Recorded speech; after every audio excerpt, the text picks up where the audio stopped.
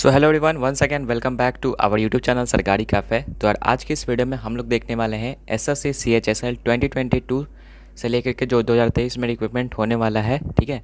तो उस एग्ज़ाम में जो टीयर 2 का पेपर होता है तो उसमें क्या होता है, तो बेसिकली काफ़ी सारे बच्चों को इसके बारे में कन्फ्यूज़न हो रहा था कि आखिर सर ये टीयर 2 है क्या, टीयर 2 में क्या क्या चीज़ें होती हैं, इसके बारे में एक डिटेल वीडियो बनाई है। तो टीयर 2 के ऊपर मैं डिटेल वीडियो लेकर के आ चुका हूँ एंड इस वाले वीडियो में आपको बताऊँगा कि ये जो आपका पेपर होता है तो ये किस मीडियम में होता है, इंग्लिश मीडियम में होता है या फिर हिंदी मीडियम में होता है। साथ ही साथ दोस्तों बात करेंगे कि इसमें नंबर ऑफ़ क्वेश्चन जो कितने पूछे जाते हैं, कहाँ कहाँ से क्वेश्चन जो पूछे जाते हैं, इसके बारे में मतलब कंप्लीट इन्फॉर्मेशन देने वाले हैं। तो अगर आप भी सीएचएसएल एग्ज़ाम देने की सोच रहे हैं, फर्स्ट टाइम दे रहे हैं, तो आप इस वीडियो को कंप्लीट देखिएगा, सारा डाउट आपको क्लियर हो जाने वाला है टीयर 2 के बारे में, ठीक है। तो चलिए दोस्तों वीडियो को शुरू करते हैं एंड फर्स्ट ऑफ ऑल दोस्तों बात करते हैं कि जो आपका एसएससी सीएचएसएल टीयर 2 का जो पेपर है, ठीक है, तो इसका पैटर्न जो है किस तरीके से रहता है, तो चलिए उसको पहले डिस्कस कर लेते हैं। तो पहला पॉइंट देखिएगा दोस्तों, यहाँ पर तो लिखा हुआ है tier 2 will be descriptive paper, यानी कि ये जो आपका डिस्क्रिप्टिव पेपर होगा जो कि 100 मार्क्स का होगा, ठीक है। पेन एंड पेपर मोड में ये आपका एग्जामिनेशन लिया जाएगा and the time duration of the exam will be 1 hour, यानी कि 1 घंटे का टाइमिंग मिलेगा। 100 मार्क्स का आपका पेपर होगा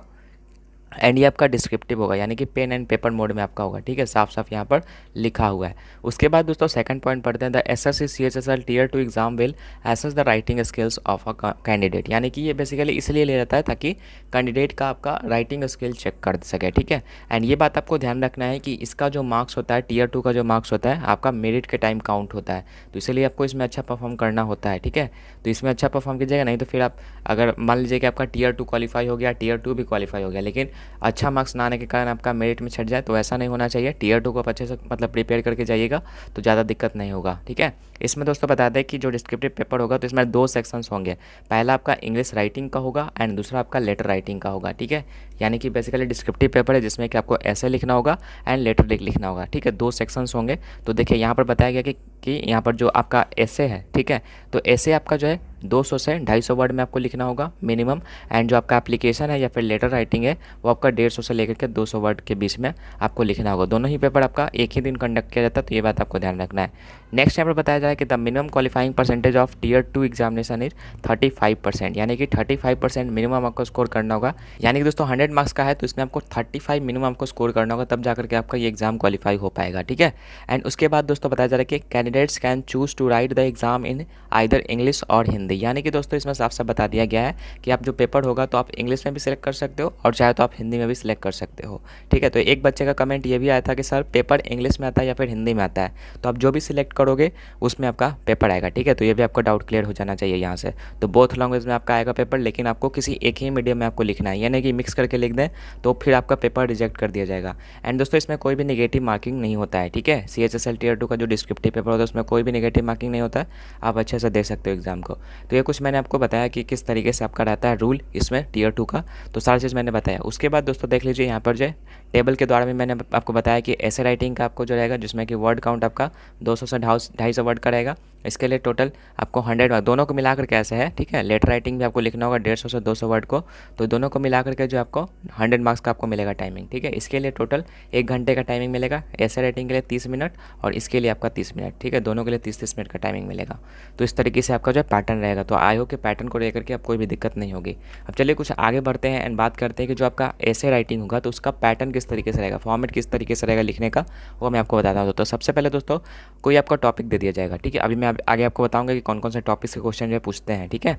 तो कोई टॉपिक दे देगा, उसमें पहला तो आपको इंट्रोडक्शन देना होगा 1 पैराग्राफ कम से कम, उसके बाद आपका बॉडी देना होगा जो कि 2 से 3 पैराग्राफ का होगा, एंड उसके बाद कंक्लूजन देना होगा 1 पैराग्राफ का। तो इस तरीके से आपका फॉर्मेट रहेगा, ठीक है।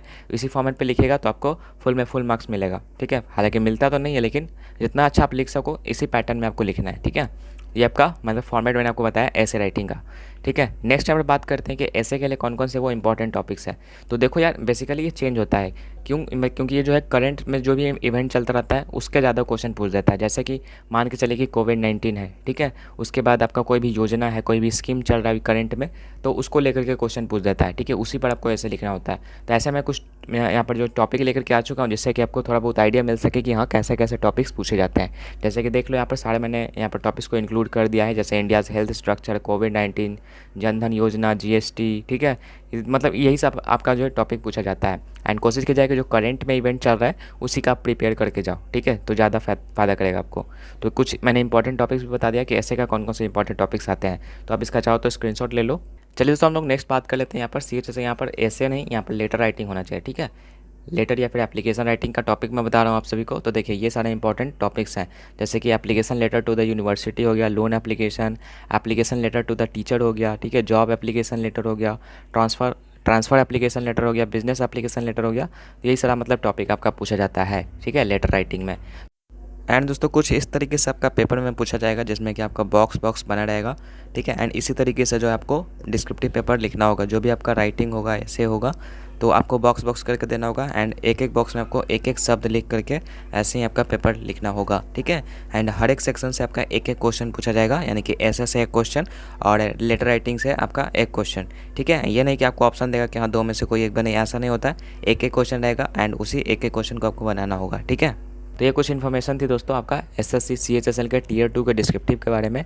बाकी दोस्तों इसमें अगर कोई भी डाउट रह गया है तो आप मुझे कमेंट सेक्शन में पूछ सकते हैं या फिर हमें टेलीग्राम चैनल पर ज्वाइन कर सकते हैं। डिस्कशन ग्रुप भी मैंने आप सभी के लिए बना दिया ताकि आप अपना डाउट जो है वहाँ पर शेयर कर सको, ठीक है। अगर मैं किसी कारण से डाउट नहीं बता पाता हूँ आपको तो काफ़ी सारे बच्चे वहाँ पर पहले से जुड़े हुए हैं, तो उनको अगर पता होगा तो आपका डाउट को क्लियर कर देंगे, ठीक है। ऐसे मैं पूरी कोशिश करूँगा आपका डाउट को क्लियर करने की, तो आप मैसेज कर दीजिएगा वहाँ पर, नहीं तो कमेंट सेक्शन में मैसेज कर दीजिएगा। बाकी दोस्तों वीडियो कैसा लगा, वीडियो अच्छा लगा तो लाइक और शेयर जरूर कर दीजिएगा अपने दोस्तों के साथ। एंड चैनल पर अगर न्यू विजिट कर रहे हैं तो सब्सक्राइब भी कर लीजिएगा ताकि ऐसे ही फ्यूचर में आपको कंटेंट जो है मिलती रहे, ठीक है। एंड बाकी दोस्तों बताइए कि और मैं किस तरीके से आपकी हेल्प कर सकूँ, नेक्स्ट वीडियो आपको किस टॉपिक पर चाहिए वो भी आप मुझे बताइए ताकि मैं उस पर वीडियो बना करके आपका जो डाउट है वो मैं सॉल्व कर सकूँ, ठीक है।